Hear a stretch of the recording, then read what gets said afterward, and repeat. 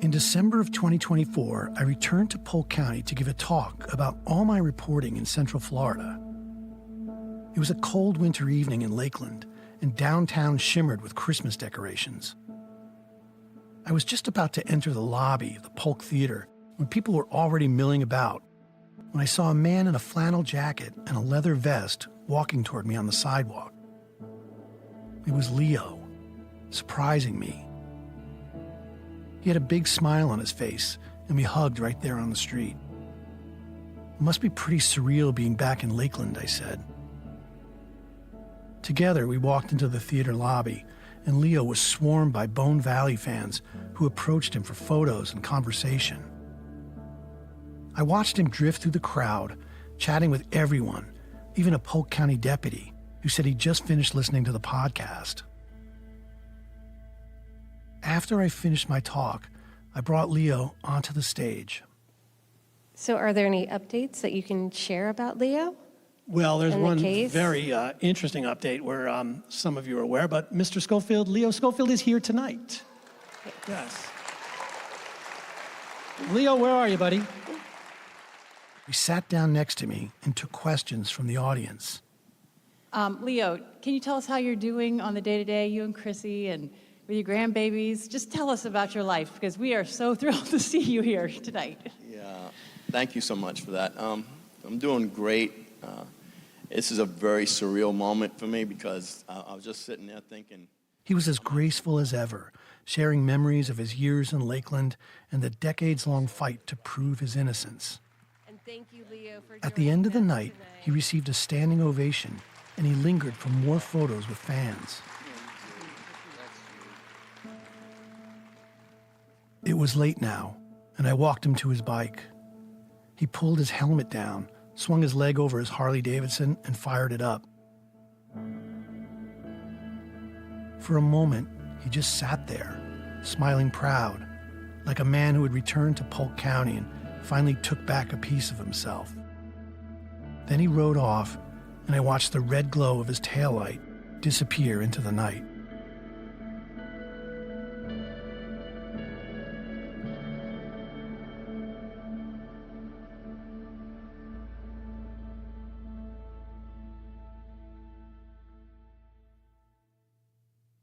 The next time I saw him, a month later, he wasn't on a bike. He was in a hospital bed.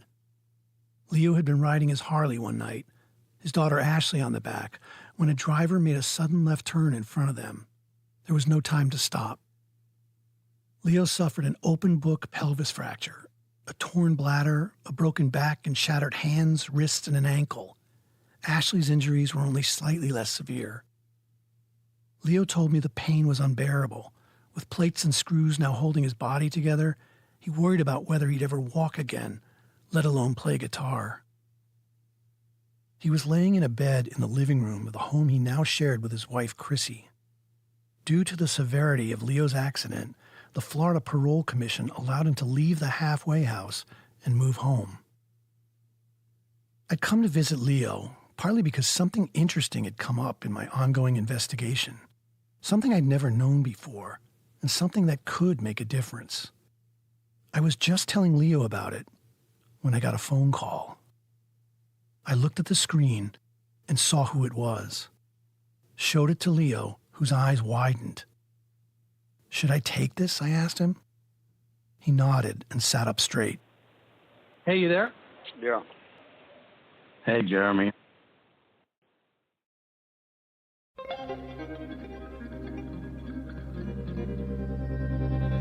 Do you hear my madness? Laughter hides my fears. Sorrow's depths are endless in this valley of tears.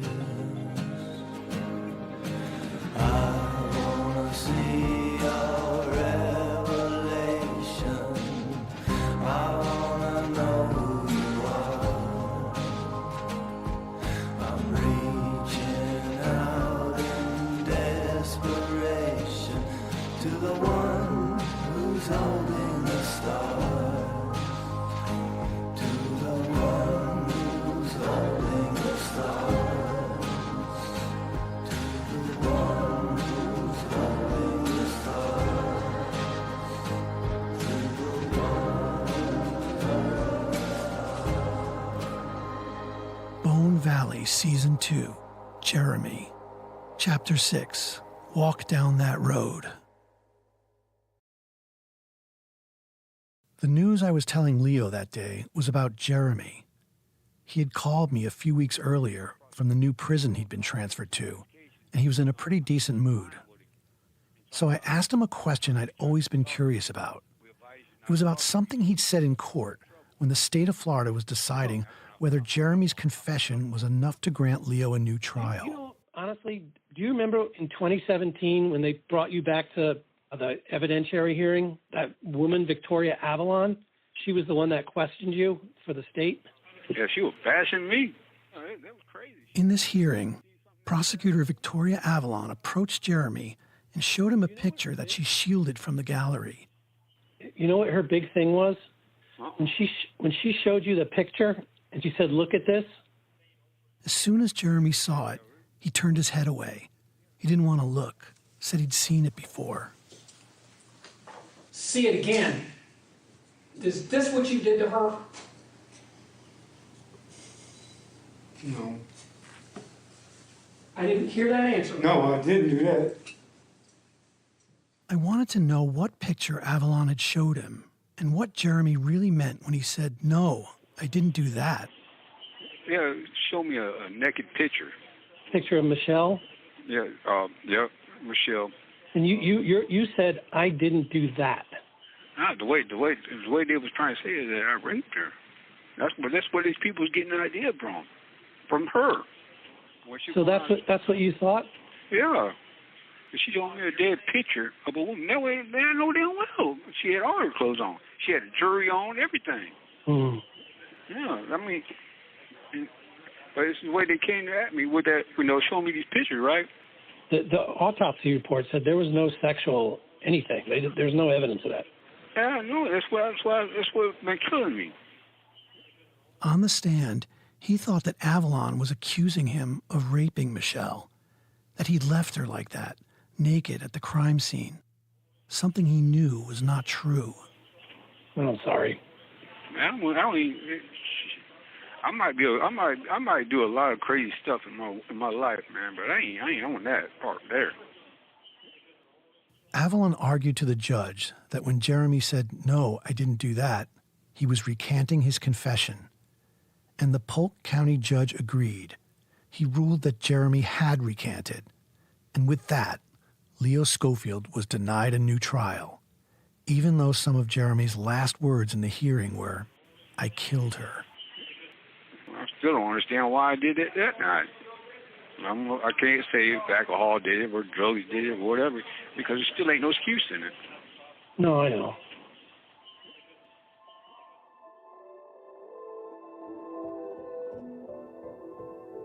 When I went to Leo's house that day, after the motorcycle crash, it was to play him the recording of my call with Jeremy, so he would finally know for sure that Jeremy didn't recant his confession. The state had gotten it wrong. And in the 4 years I've been talking to Jeremy, he has never once denied killing Michelle.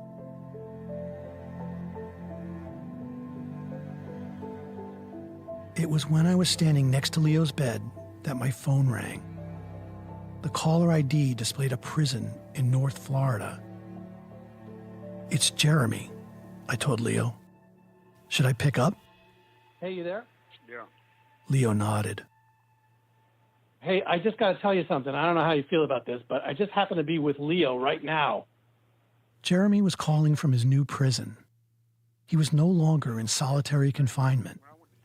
Now, he was in protective management with around 80 other inmates like Jeremy who have to be separated from general population for their safety. I told him Leo had been in a serious motorcycle accident. With all these broken bones.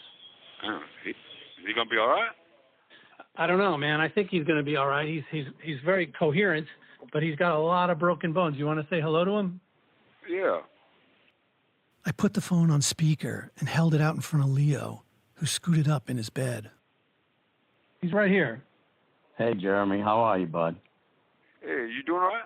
I was in a motorcycle accident with my daughter and got broken up. Leo explained the accident, how he and his daughter had both suffered serious injuries. thinking You right. gotta learn how to ride. You gotta learn Oh, how I've to been- ride again.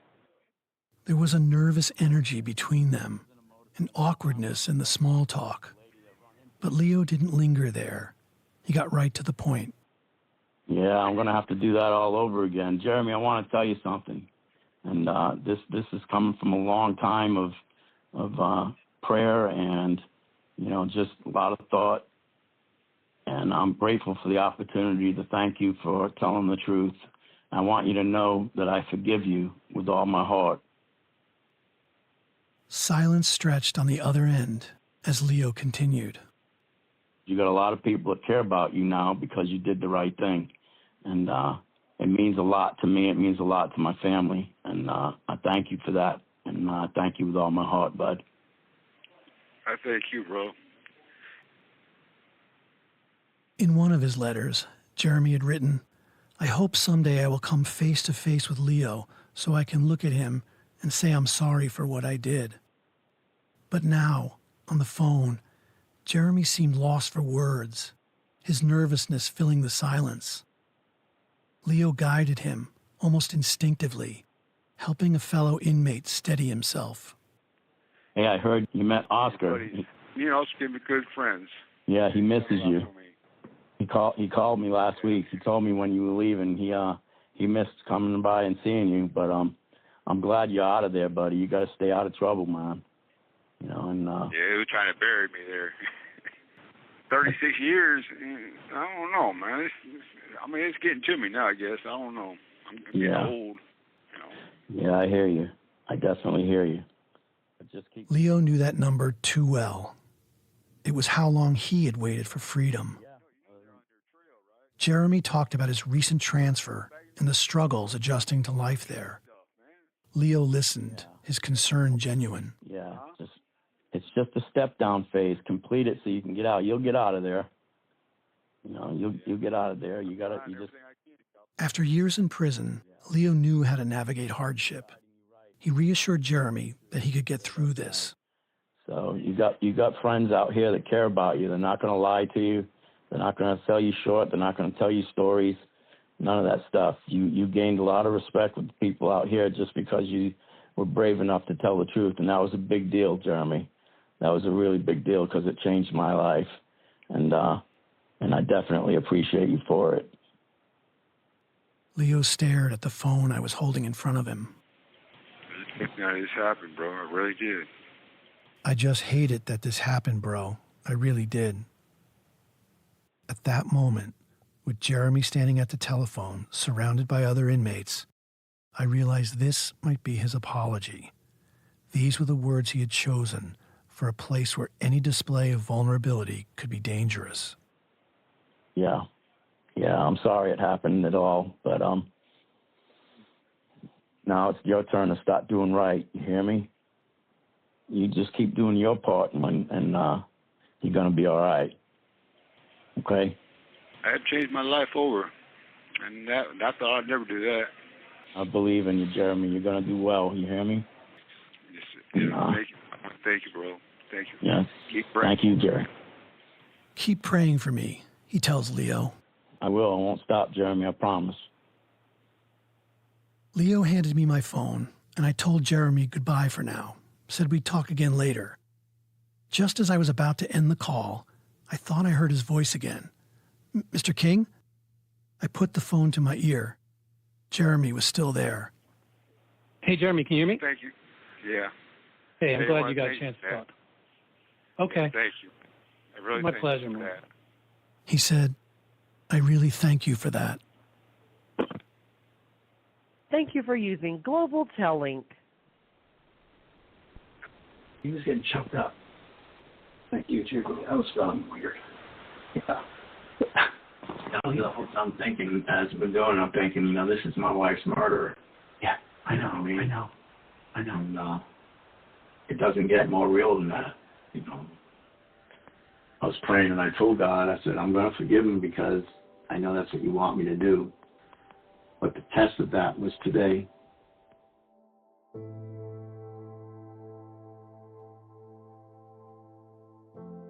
Later on, Jeremy called me again. Hello? Can you hear me? Yeah. Hey. Hey. I asked if it helped, hearing Leo's words. And I ain't gonna lie. I mean, it really freaked me out talking to him, but it made me feel a lot better. I ain't gonna lie. It nearly broke me down. Dude, I get very good emotional. Yeah. But to hear him be freed was really, really touching. Because he never deserved to be in prison, and life been taken because of me. He says his life's been taken because of me. Yeah. Jeremy knows he took Michelle Schofield's life too, forever. He's spoken to me many times about Michelle and her family with what I understand as sincere remorse. It reminds me of some condemned men, moments from execution, who in their final words attempt to ease the suffering they caused. Listening to Jeremy now, I couldn't help but think of Michelle's family and whether his contrition might possibly offer a tiny measure of consolation.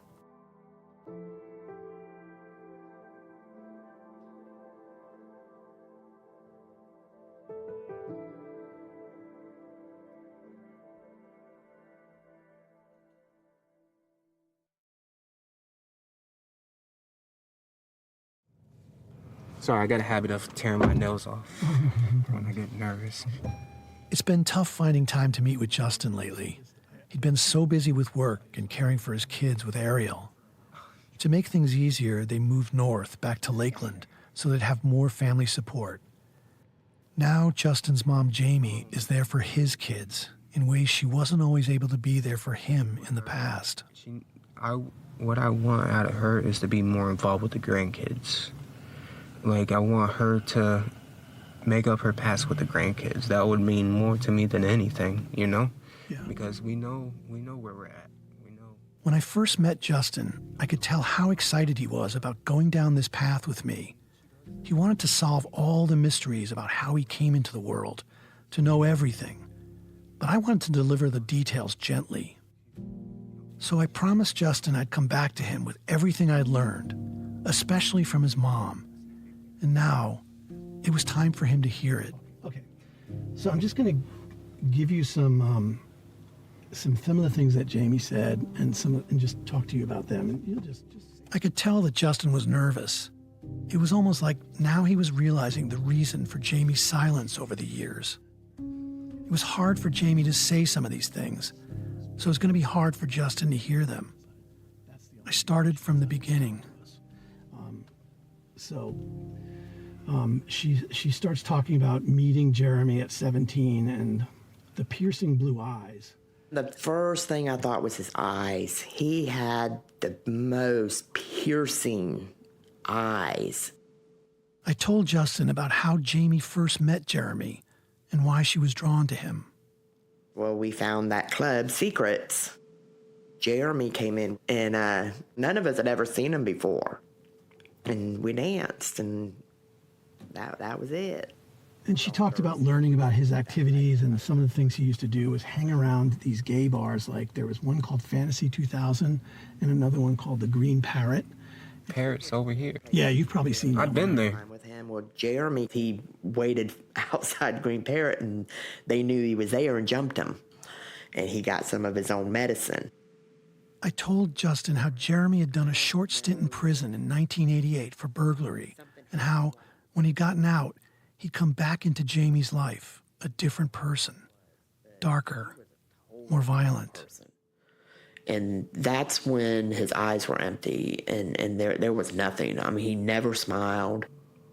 There was no love there. It was all fear by the end. I told him about how his mom was with Jeremy when he was arrested for the murder of Donald Moorhead. And so they put her in the car, but she talks about that moment of being in the police car and just like, finally, it's over. He's not somebody I need to worry about.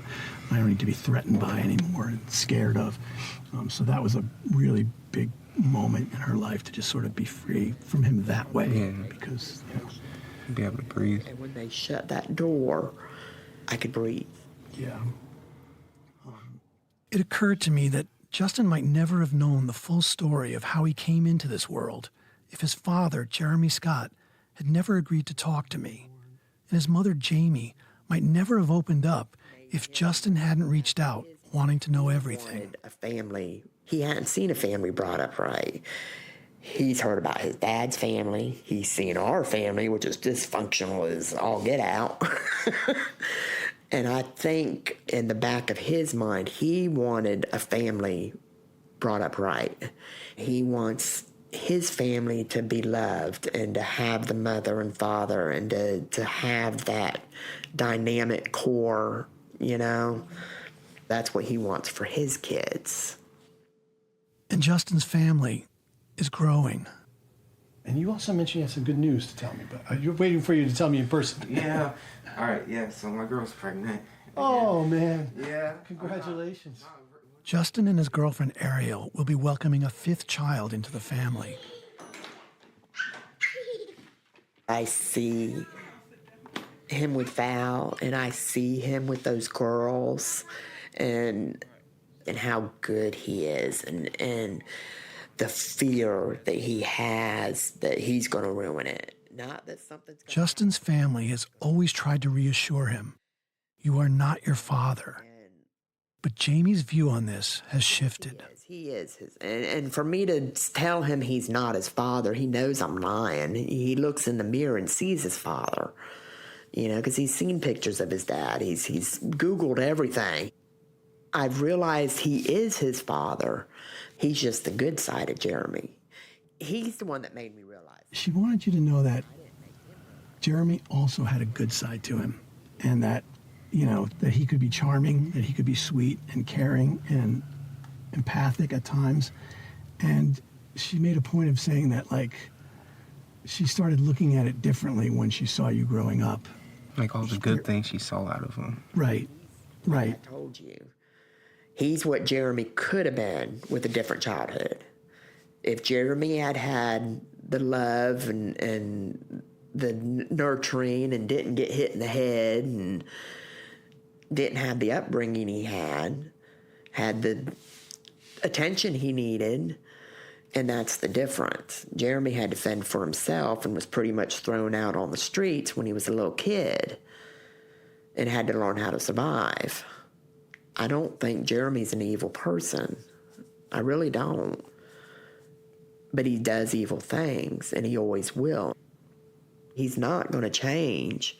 And it's not because he's an evil person. It's because he has no control. He doesn't know how to. And a part of me feels sorry for him. There was one part of Jamie's story that I wanted to make sure I got right when I told it to Justin.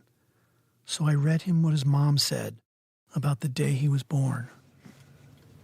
She says, "I went into really, really hard labor, and he was in stress. It was scary. And he ended up being in the hospital for like 6 weeks. And I couldn't hold him. I couldn't touch him. I couldn't touch him. And I would sit there and I would look at him. And I just fell so in love with this baby. And I just knew. I just knew he was mine. I didn't care who his dad was. I didn't care how he came. That was my baby. That was my child. I think he's one of the best things I've ever done. He really is.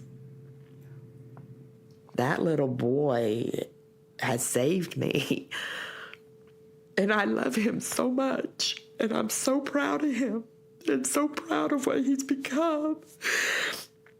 In spite of me and in spite of his father, he is one of the most wonderful people.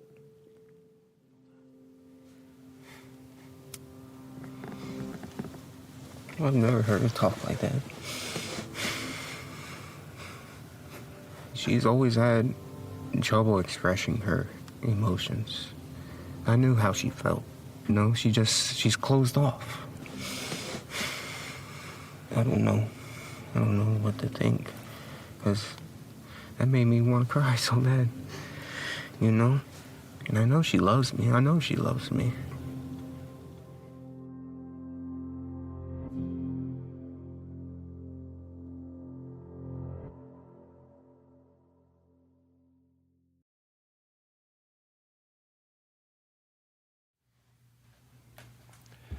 Testing 1, 2, 3. Testing 1, 2, 3. Okay. Just saw Justin pull into the parking lot, so he should be up here any second.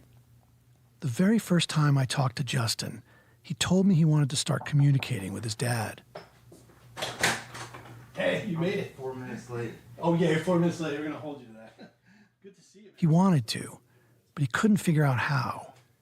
He needed my help with the logistics. Ariel wasn't comfortable with the idea of Jeremy sending his letters to Justin at their house. And I think Justin needed my help emotionally, too. That way. But, before we start, let me just do this real quick. I'm excited. I know, I can imagine you are. The funny thing is, Jeremy's kind of excited, too. Like, I told him that, it's hard to write these letters. And I said, but be patient. Justin had been trying to write his dad, but each time he tried, he struggled to find the words. You don't know what to write or anything. I know. So many years, I know. So Jeremy, after waiting weeks for a letter from his son, couldn't wait anymore. He wrote Justin a letter and sent it to me so I could deliver it in person. He asked me to give you this. Is this like his handwriting, or is it? That's his. Everything is his handwriting. Justin smiled as I handed him the letter, but as soon as he held it, I saw his eyes start to well up. And all I could think about was how carefully Jeremy had written this letter, how he talked to Mary about finding the right words, about how to say what he really felt. That's his. Oh, he writes cursive. He writes better than I do. He's been practicing a lot. Because I can write cursive, but I can't write like this. You want me to read it out loud? Do you mind? No, I don't. Okay, mind. go for it. It's just a little nervous. I know. All right. Dear Justin, I was told that you were gonna write me. I guess it's kind of hard for you. We really don't know each other. I would like to get to know you better. I know it's hard for you not knowing what to say. I don't know what you have heard about me, but if you want to ask me something, anything, you are a grown man, and I won't lie to you. There's a lot of stuff I did growing up, and I hate myself for those things. I hurt your mother, the only woman to ever love me, and I hurt my family.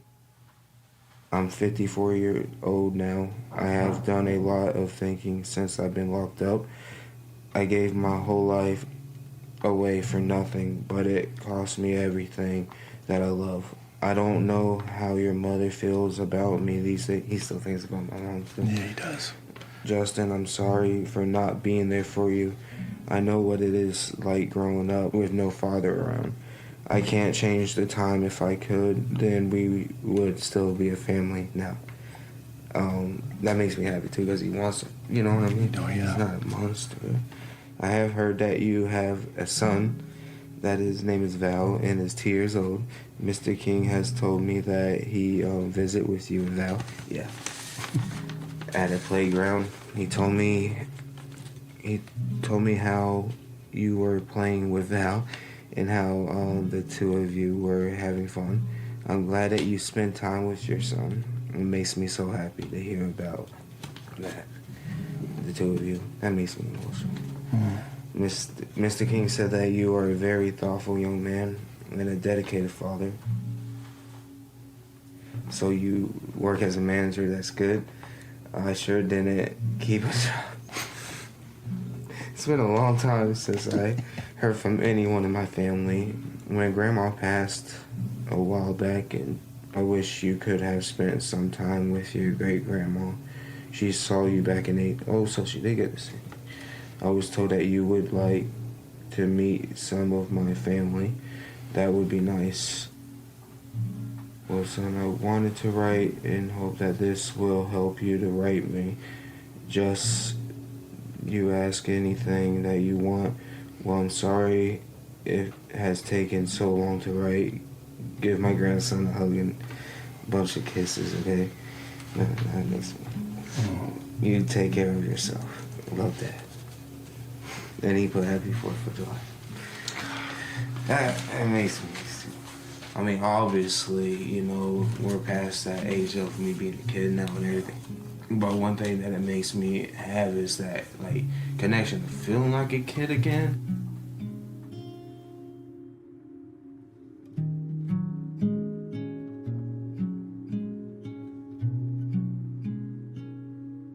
Watching Justin read this letter and take in Jeremy's words is complicated for me. This isn't some story about a long-lost father reconnecting with his son through a genealogy website. This is different. This is heavy, and I'm always careful to keep expectations low. The father in this story is still locked inside the dead end of prison where he'll spend the rest of his life. But Justin seems to understand this. He's realistic, and he wants to give his father a chance.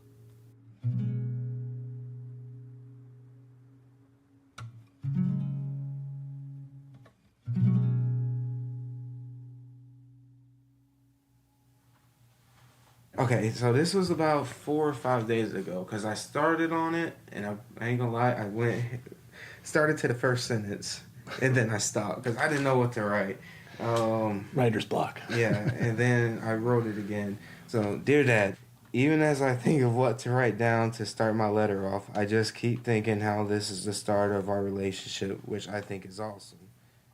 Justin and Jeremy keep writing letters to each other. Jeremy mails me his for Justin, and I either bring them to his house or take a picture and message them to him. To Justin, dear son, I got your letter and I was glad you wrote. I really would like to get to know you a lot better. Tell me about you. How far did you go to school? Do you like sports? What kind of music do you like? To Jeremy, hey Dad, I spent majority of my life in Florida, and I wouldn't say I'm book smart, but I'm definitely street smart. I'm talkative and quiet at the same time. I pretty much learned to sit back and listen and only talk to learn. I like sports, anime, art, music. I like a lot of stuff. Well, my brain likes new stuff, and I love challenges too. Mind games, puzzles are my favorite. So tell me, how tall are you? I'm about 6'1.5". Got all my hair. I'm 54 years old, same age as your mama. I don't know what all your mother has told you about me. I want to make sure that you understand I love your mom more than anything, and I always will. If you talk with her, tell her I said hello, okay? So how is your grandma doing? I'm sure that she told you about what me and your mom did, took off with the car, and then we were all over the state. I didn't know he took her car. Yeah, they went for some big long road trip together. Boy, was she mad. Boy, was she mad. I bet she was. But I think if she was really mad, she would have called the cops faster. But she didn't.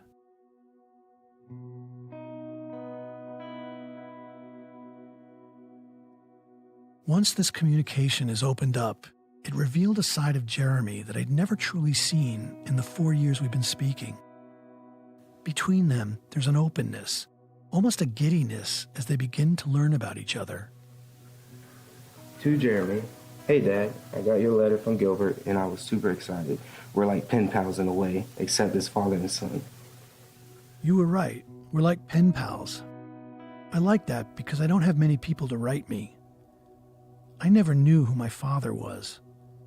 I always wanted to meet him, but I never did. I don't even know his name. Dear Dad, I had a stepdad and some other father figures, but never got that father-son bond except with Henry and Todd. Henry was cool and married my grandma, but he died in his sleep. Todd was cool, and he taught me, my brother Alex, and my sister how to defend ourselves. He had drug problems and got caught robbing banks. He dated my mom for a bit. Dear Justin, I was looking at those pictures you sent of you and Val. I couldn't stop myself from crying. Just seeing you with your son, it makes me so happy to see that, the two of you together. I know Val will be in good hands.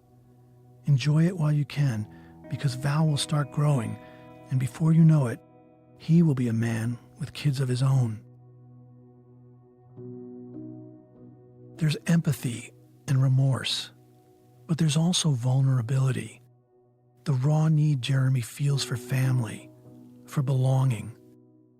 He takes pride in knowing his son has not followed the same path he did.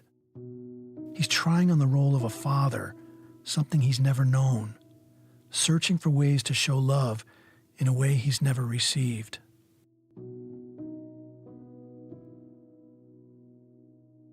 I hope one day that I will get to meet both of you, my son and grandson.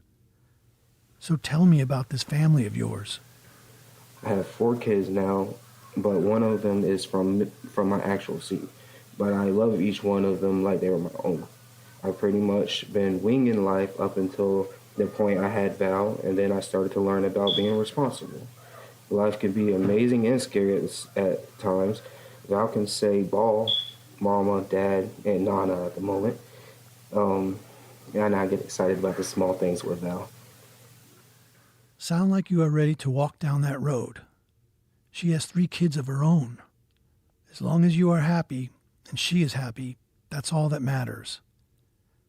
I'm sorry for not being there for you growing up. I'm glad that you are doing the right thing with your son. I'm not mad at you, by the way.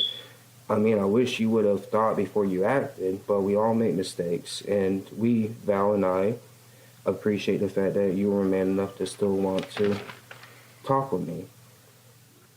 I'm very proud of you, too, and I'm super excited about you wanting to step forward and face your demons. Well, son, maybe one day you can come to visit me. That would be cool. Well, I hope to hear from you soon. I will close for now. I do love you, son. Don't you forget that. I'm standing beside you. Love, Justin. Love, Dad. Jeremy.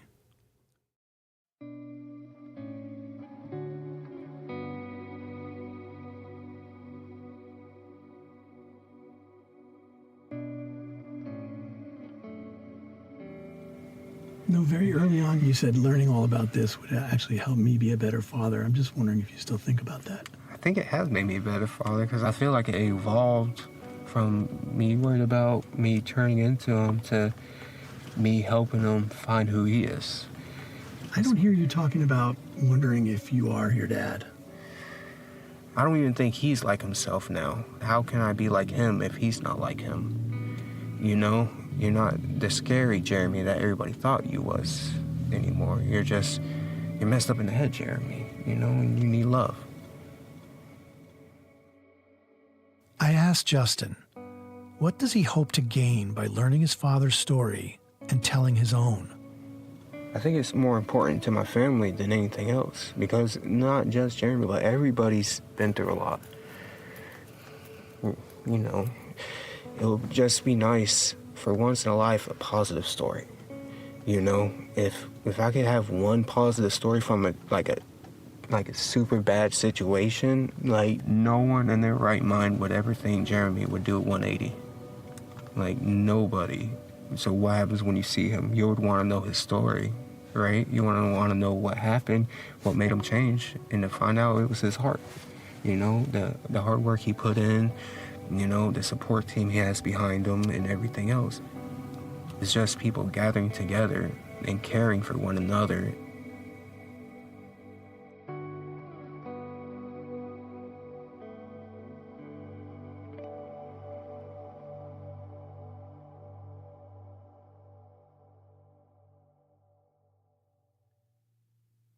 One of the things I told Justin is what Jeremy fears most. It's not a fear for his safety or his health in prison, but a fear about what will happen after he dies. The thought that haunts him most is being buried in the prison cemetery. And it turns out you'd have to have somebody like claim your body after your death. I'll claim him. I don't want him buried in prison. I don't care what state of mind he is or anything. I don't want him buried there. But he said he didn't think anybody in his immediate family, including his mother and his aunts, would claim him. So he was... Am I allowed to claim him? Oh, I think you would be. Then I'll claim him on that. I'm jumping right on that one. And if I can, I want him buried over here. I want him buried close to my other family. Just because someone does something bad doesn't mean they're not family, you know? Well, he might not be the father, but he's still my dad. But he's gonna be buried like a human being. We at least give him that for the fight he put in.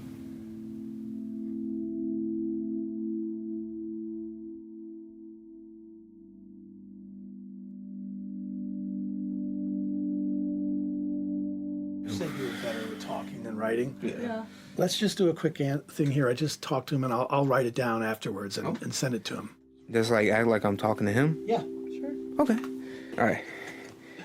Dear Jeremy, It's Justin, your son. I had Christmas and I meant. Bone Valley is a production of Lava for Good podcast in association with Signal Company No. 1. I just got your letter that you wrote to me from Gilbert today too, and it really sucks about not being able to visit yet, but we'll try to set up a thing to go visit soon enough, and it'll be a while. Our executive producers are Jason Flom, Jeff Kempler, and Kevin Wirtis.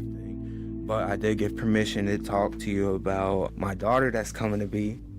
Yeah, I'm kind of starting my own tree kind of thing now, and, you know, they have a grandfather now to look up for, so you got to make sure you stay in line for them. Keep your head up. Kara Kornhaber is our senior producer. Jackie Pauley and Hannah Beal are our producers. What do you think? What's your prediction for tomorrow, Jeremy? Kansas City. All day. History will be made.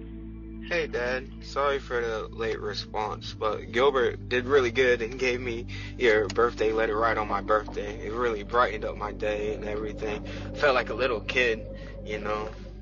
Britt Spangler is our sound designer. Marianne McCune is our editor. Fact-checking by Danya Suleiman. Sure. I got 2 more bikes, but I don't know if I'll ride them again or not. But we'll see. You gotta take your time, that's all. Yeah. Yeah. It's like putting tricycle wheels on there and just learning, down a dirt road or something, Yeah. Yeah, it's a pretty good idea.